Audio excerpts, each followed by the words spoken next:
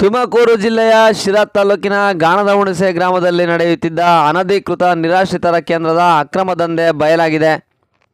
ಸಾಧನ ಮಹಿಳಾ ಸಂಘದ ದೂರಿನ ಮೇರೆಗೆ ಮಹಿಳಾ ಮತ್ತು ಮಕ್ಕಳ ಕಲ್ಯಾಣ ಇಲಾಖೆಯ ಅಧಿಕಾರಿಗಳು ದಿಢೀರ್ ದಾಳಿ ನಡೆಸಿ ಅಚ್ಚರಿಯ ಮಾಹಿತಿಯನ್ನು ಹೊರತೆಗೆದಿದ್ದಾರೆ.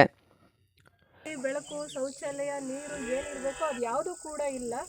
ತುಂಬ ಹೆಚ್ಚು ಕಡಿಮೆ 70 ಜನ ಇದ್ದಾರೆ. ಹೆಣ್ಮಕ್ಳು, ಗಂಡು ಮಕ್ಕಳು ಪ್ರತಿಯೊಬ್ಬರು ಇದ್ದಾರೆ. ಅವ್ರನ್ನ ನಾನು ಮಾತಾಡಿಸಿದಾಗ ಅವ್ರು ಹೇಳ್ತಾ ಇರೋದು, ನಾವು ಸುಮ್ಮನೆ ಎಲ್ಲೋ ಬಸ್ಸಿಗೆ ಕಾಯ್ಕೊಂಡು ನಿಂತಿದ್ವಿ, ಅಲ್ಲಿಂದ ಬಂದು ನಾವೇ ಡ್ರಾಪ್ ಮಾಡ್ತೀವಿ ಅಂತ ಬಲವಂತವಾಗಿ ಕರ್ಕೊಂಡು ಬಂದರು. ಮತ್ತು ನಾವು ಯಾರನ್ನೋ ಕಾಯ್ಕೊಂಡು ನಿಂತಿದ್ವಿ, ತರಕಾರಿ ತಗೊಳಕ್ಕೆ ಬಂದಿದ್ವಿ, ನಮ್ಮನ್ನೆಲ್ಲ ಬಲವಂತವಾಗಿ ಅವರ ಕಾರಲ್ಲಿ ಕರ್ಕೊಂಡು ಬಂದರು ಗೀತಾ ಅನ್ನೋರು ಅಂತ ಹೇಳ್ತಾ ಇದ್ದಾರೆ. ಎಲ್ಲರೂ ಅವ್ರ ಮನೆಗೆ ಹೋಗೋಕ್ಕೆ ರೆಡಿ ಇದ್ದಾರೆ. ಬಲವಂತವಾಗಿ ಇಲ್ಲಿ ಕರ್ಕೊಂಡು ಬಂದು ಇಷ್ಟು ದಿವಸ ಕೆಲವರು ವರ್ಷಾನುಗಟ್ಟಲೆ ಆಗಿದೆ, ಕೆಲವರು 4 ತಿಂಗಳು 5 ತಿಂಗಳು ಆಗಿದೆ. ಅವ್ರನ್ನೆಲ್ಲ ಕರ್ಕೊಂಡು ಬಂದು ಇಲ್ಲಿ ಬಲವಂತವಾಗಿ ಗೀತಾ ಅನ್ನೋರು ಈ ಒಂದು ಆಶ್ರಯ ಮನೆಯಲ್ಲಿ ಇಟ್ಕೊಂಡಿದ್ದಾರೆ.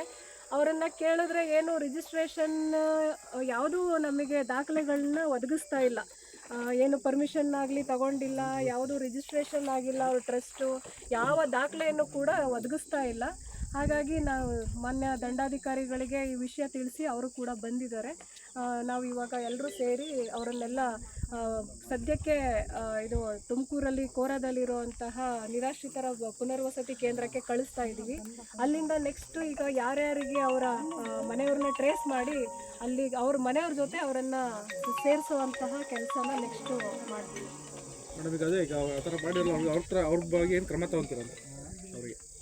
ಈಗ ಅದೇ ಅವ್ರ ಮೇಲೆ ಈಗ ಯೋಚನೆ ಮಾಡಿ ನಮ್ಮ ಮೇಲಾಧಿಕಾರಿ ಜೊತೆ ನಾವು ಮಾತಾಡ್ತೀವಿ ಏನು ಮಾಡೋದು ಅಂತ, ನೆಕ್ಸ್ಟ್ ಏನು ಕ್ರಮ ತಗೊಳ್ಳೋದು ಅಂತ ಯೋಚನೆ ಮಾಡ್ತೀವಿ.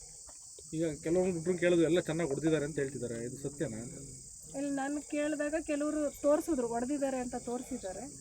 ಅದು ಅದೇ ನಾವು ಪರಿಶೀಲನೆ ಮಾಡಬೇಕಾಗತ್ತೆ, ಮೆಡಿಕಲ್ ಚೆಕ್ ಮಾಡಿಸ್ಬೇಕಾಗತ್ತೆ. ಅದು ಇವರೇ ಹೊಡೆದಿರೋದಾ ಇಲ್ಲ ಮುಂಚೆನೇ ಆಗಿರೋ ಅದು ಗಾಯನ ಅಂತ ನೋಡಬೇಕಾಗತ್ತೆ. ನೋಡಿ ಪರಿಶೀಲನೆ ಮಾಡಿ ಅವ್ರು ಹೊಡೆದಿರೋದು ಅಂತ ನಮಗೆ ಖಾತ್ರಿ ಆದರೆ ಖಂಡಿತ ಅವ್ರ ಮೇಲೆ ನಾವು ಆಕ್ಷನ್ ತಗೊಳ್ತೀವಿ.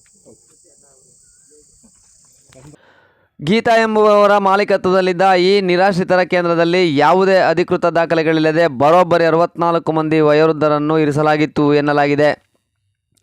ಅಲ್ಲದೆ ಮೂಲಭೂತ ಸೌಕರ್ಯಗಳ ಕೊರತೆ, ಸಮರ್ಪಕ ಆರೈಕೆ ಇಲ್ಲದಿರುವುದು ಹಾಗೂ ನಿವಾಸಿಗಳಿಗೆ ಹಿಂಸೆ ನೀಡಲಾಗುತ್ತಿದೆ ಎಂಬ ಗಂಭೀರ ಆರೋಪಗಳು ಕೇಳಿಬಂದಿವೆ.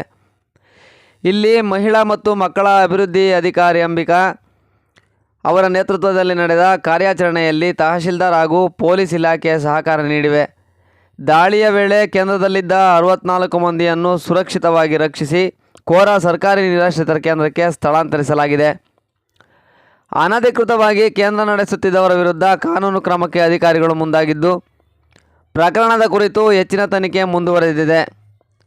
Bureau report, focus Tumakuru.